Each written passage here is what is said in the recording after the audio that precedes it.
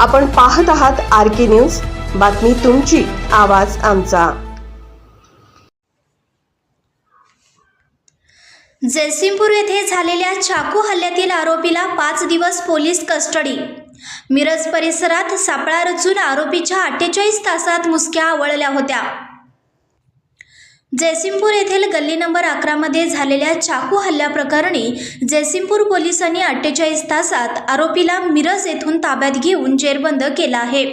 शनिवार दिनांक 6 डिसेंबर 2025 रोजी दुपारी 2च्या सुमारास झालेल्या या हल्ल्यात आकाश नामदेव नलवडे वय वर्ष 25 राहणार रामनगर गंभीर तर शाहरुख मुजावर किरकोळ जखमी झाला होता।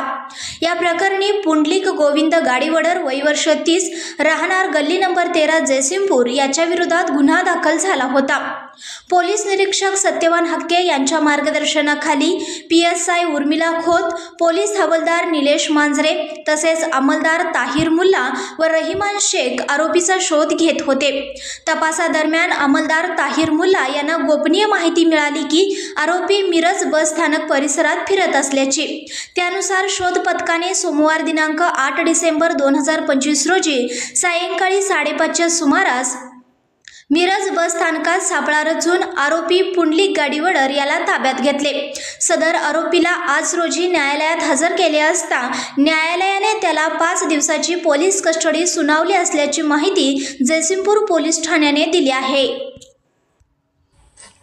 RK न्यूज चॅनलला लाईक करा, शेअर करा आणि सबस्क्राइब करा।